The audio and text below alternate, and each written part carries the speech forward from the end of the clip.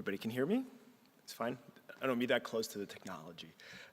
So what I'm going to share with you is some interest, continued interest from my doctoral research, the topic, which is intentionally vague for a second, projecting in space-time. Sounds good though, I think.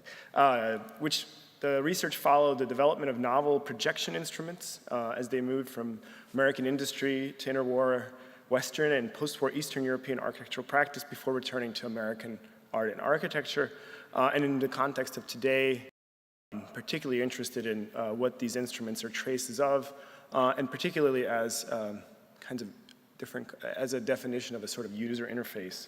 So starting with an image that you may all be familiar with because it's in a popular book by Edward Tufte, the cyclogram of the Salyut 6 mission, which served this drawing, let's call it, index instrument, served as the primary tool of space-time planning, management, documentation, and later analysis of this cosmonaut mission from December 10th, 1977 till 16th of March, 1978. But what's interesting about this image and its name, the cyclogram, is that it takes its name from these images generated in 1915, actually, in Berlin.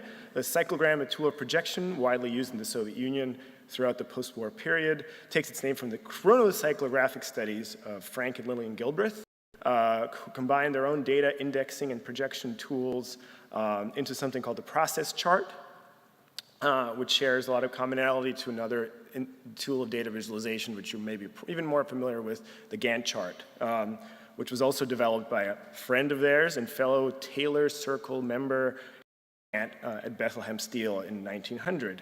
What makes this particular cyclogram unique, the one we just saw, the Soviet, the Salyut cyclogram, in the context of the Soviet Union, was the autonomy that the Salyut cosmonauts were afforded in the use of the instrument, something that engineers, architects working in the Soviet Union, but also architects and engineers working in the United States at the time were not given, simply because of the complexity of the mission.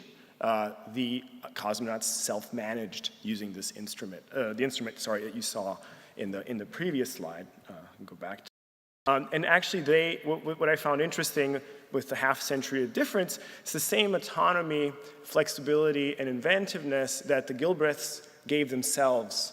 And sometimes also in collaboration with workers that they were studying and collaborating with, but in the process of making these tools of cyclographs, so somewhat unconsciously, they took for granted the kind of autonomy with which they developed the tools in their later codification of those tools, which are quite influential, but which never explained this important flexibility and I would even argue play that's inherent in these also very beautiful studies.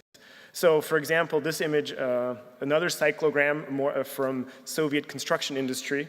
The cyclograms were actually first developed in the 20s at the Central Institute of Labor, run by a poet turned industrial engineer, Alexei Gastev, with the help of Frank Gilbreth, their correspondents.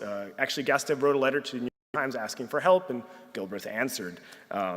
From Boston, actually. These cyclograms were then further refined under the patronage of Nikita Khrushchev at the Ukrainian Academy of Architecture in Kiev in preparation for the Soviet Union's massive post-war housing drive, but allowing a central committee of Soviet engineers to plan and manage material sourcing, fabrication, and the installation of billions of industrially produced building components across the Eurasian continent. In those cases, though, the actual operators, whether they're architects, communities, did not have the same autonomy in the use of the same tools, these very powerful, let's say, space-time. I'm not going to go into of them, projection tools. They were really, let's say, traces of a research process conducted in a laboratory, as opposed to the Soyuz mission, which is in some ways a trace. It was colored later, just to be clear. And also, just to make it clear, too, similar instruments also rooted in the work of the Gilbreths and Henry Gantt were being used at the same time, around the same time by DuPont, and in collaboration with the RAND Corporation to develop something that in the US was called critical path planning, but which shared a DNA and was also being spied on by the Soviets and vice versa. So you have a Soviet critical path plan of some cute houses and the processes with which they were to be finished. And on the right is a diagram, not a diagram, but actually a calculation of a critical path plan. And also DuPont was developing it for their own chemical plants. And so what's interesting is there's a book by Michael Bessinger from 1988, really chronicles Soviet industry and actually deals a lot with these tools in a broader range. So unlike the autonomous cosmonauts, again, most Soviet engineers and Soviet architects were not allowed to use these tools in real time. And even Gostev himself, the head of the institute, self-criticized, as Bessinger quotes here. He says that there's hardly another country in the world which produces more chronometric work than ours, but the majority of it is used for display rather than for analysis. Although Gostev himself set up a very centralized, top-down institute at a time when Gilbreth, for example, was a consultant in a much more interactive way. So some of this self-criticism is somewhat ironic. He's actually part of the problem. And then even in the 1960s, Pravda even reports on network planning or cyclographs as frequently being more forms for the registration of events and as actual tools for either problem solving or as even real-time instruments. So even this problem is quite conscious. At the same time, and this is how I got interested in these instruments, which are very hard to actually understand at first, but are actually architectural drawings. Some people can read this as a series of buildings across a landscape. I can now, but I can't before. Interestingly enough, in the 1960s, a Yugoslav architect, Bogdan Budimirov, visited Moscow and was given access to all of the technological wonders of the Soviet Union and chose to take back with him not machinery to Yugoslavia as a sign of friendship between the two sort of warring sides of socialism, but these drawings as a kind of technology. But like the Soviet cosmonauts, partly because there wasn't a central plan at the time for housing delivery in Yugoslavia, he to use these instruments the way that he would use conventional drawings and was able to plan a multi-republic design housing delivery system, ironically using Yugoslavia's kind of customized form of socialism called worker self-management. Interestingly, managing himself the way that the cosmonauts had. Self-management, once it becomes formalized in '65, actually causes him to lose his job, and because the workers' councils decide they would rather be following the model of Soviet panelized housing, because what the tools allowed Budimirov to replace, for those of you who have ever been to East Berlin, the kind of drab concrete panels with what at the time was a very high-tech, very light aluminum facade system, which he could prove through these instruments was cheaper, faster, and also actually aesthetically was preferred even by certain clients or users through these instruments.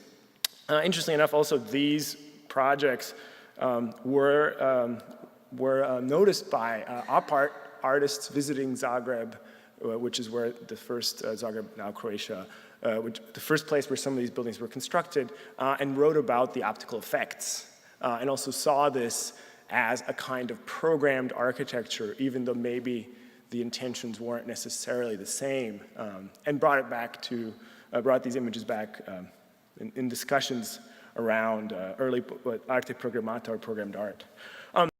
Anyway, this process that I'm accelerating from a kind of self-management, a kind of development of tools and the use of tools in real time to a codification process, which almost in every one of these cases has gone from a kind of invention, investigation to a kind of codification and maybe a loss of invention.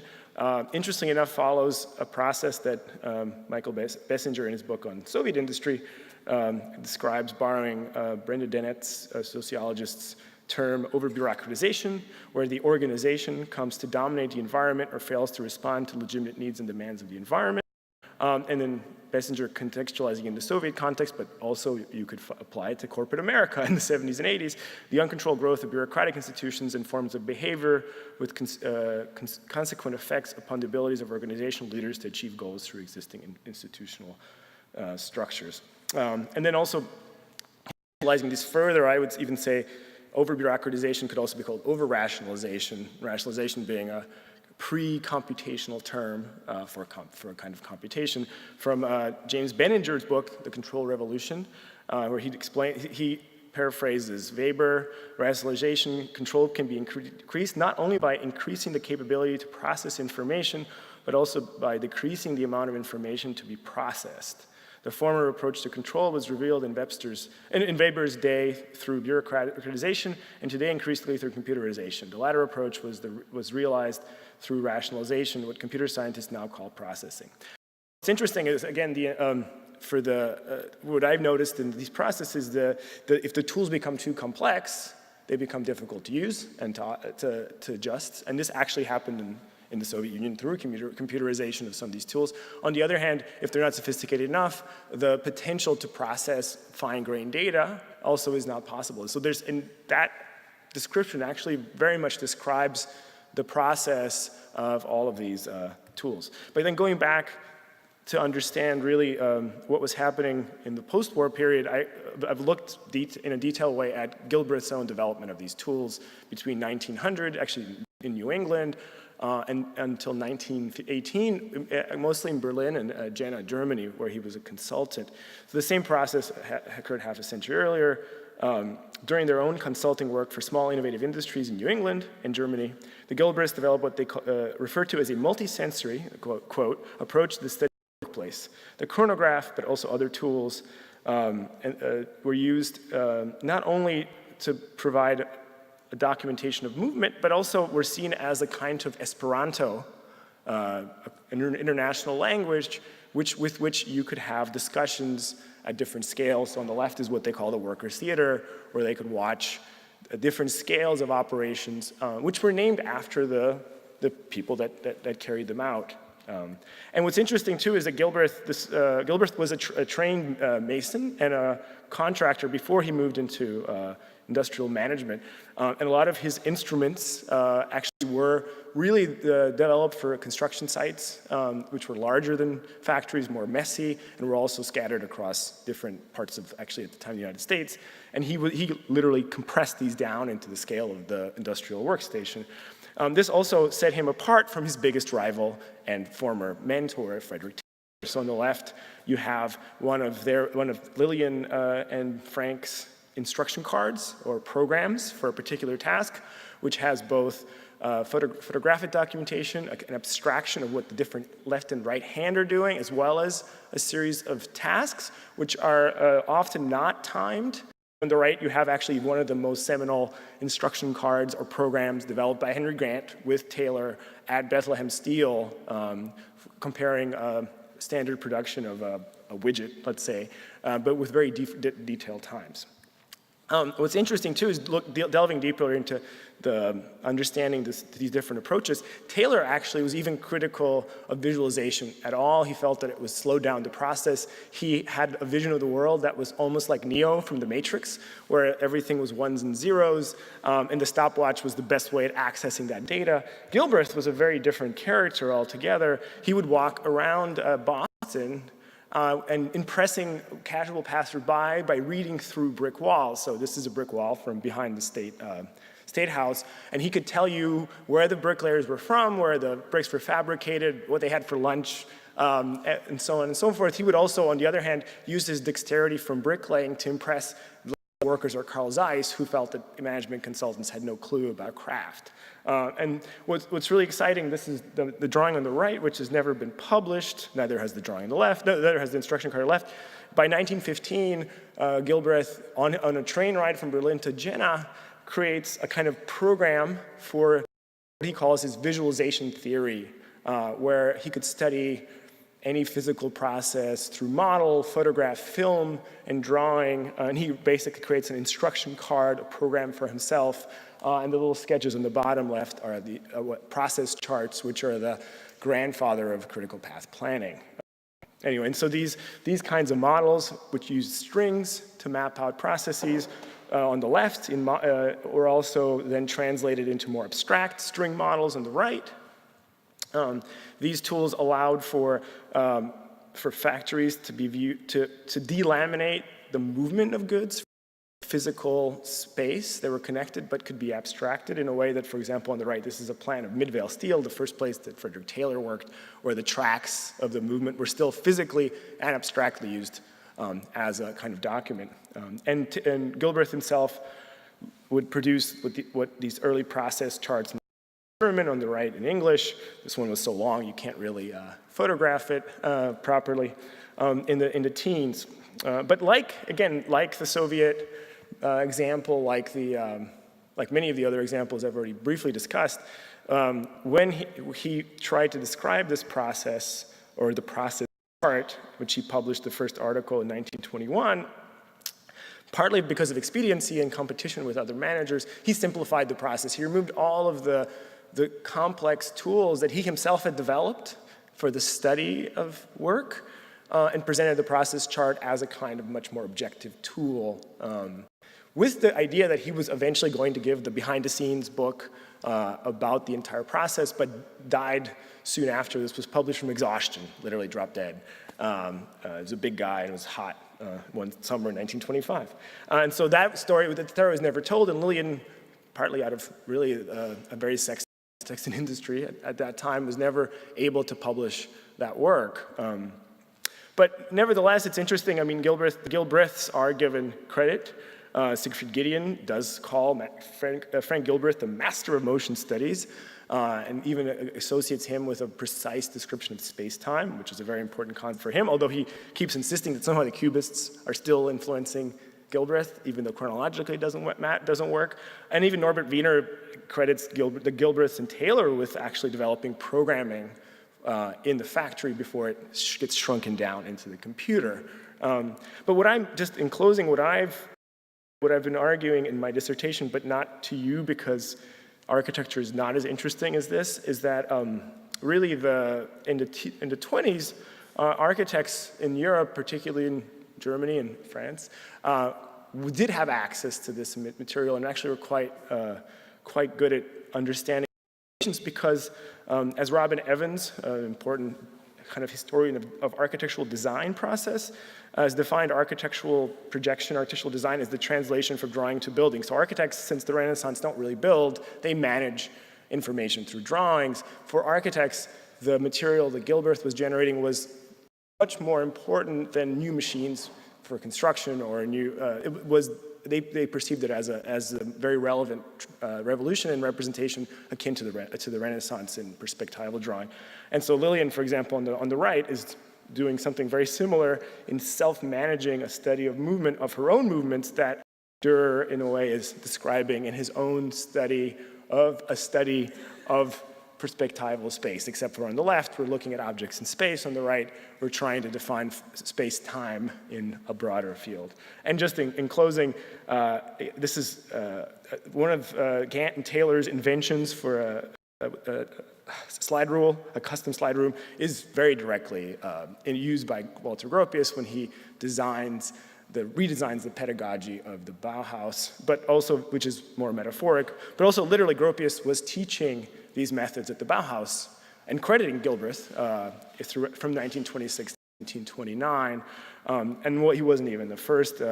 Peter Behrens, who worked for the AEG, a subsidiary of which Gilbreth also worked for, discussed this work, and Hermann Matthesius, by 1918, already distinguished very importantly the importance of Gilbreth for the German context, a social democratic context where the idea of multisensory traces were seen as more appropriate to the corporatist, participatory, and craft-based industries of Germany than Taylor's more computational approach. Also, as Matthesius points out, Gilbreth came from a kind of sister. He was a mass builder, so that was very important. And last but not least, Gilbreth's interest in the space of construction, which also, as we tend to forget, is full of people. Like factories, construction sites have bodies and have subjects. Those studies of spaces of production, of construction, also started to influence the way that architects conceived spaces of occupation. And so, Le Corbusier also, and by 1915, articles of translations of Frank Gilbreth's work, and these models were also available in French, and a lot of the design techniques that Le Corbusier developed for himself, self-managing his own design process, first of all, that were often encapsulated into the mislabeled Maison Domino, actually the Domino system, were very much a similar attempt, and also we're looking very much at the same sources, and then by the 20s we're very compatible with what was going on in Germany, where Gilbreth was actually more famous than Taylor. So just in closing, and this is more of a narrative than a fully theorized argument, this idea of a kind of self-management, the ability to both utilize and craft these instruments, I think dictates the degree to which they're trace or representation. And I also think Le Corbusier would always describe his own process as a form of play. He calls it's dominoes after all. And it's no coincidence he discussed it that way because like Gilbreth, like Le Corbusier and like Gropius, all of them were educated drawing through the cheap publications of John Ruskin. And as we remember from John Ruskin, the importance of ornament was in describing the degree of pleasure with which something was made. And that is, I think, in some ways, there's a lot of factors here, but the pleasure within which these traces were produced, it's not necessarily self-evident, but it certainly helped, as I've dug into these very abstract things, to understand that the same set of tools, the standard set of tools that by the post-war and even today inherently defined the way we visualize certain kinds of industrial processes, were also used in very open-ended ways. Thank you very much.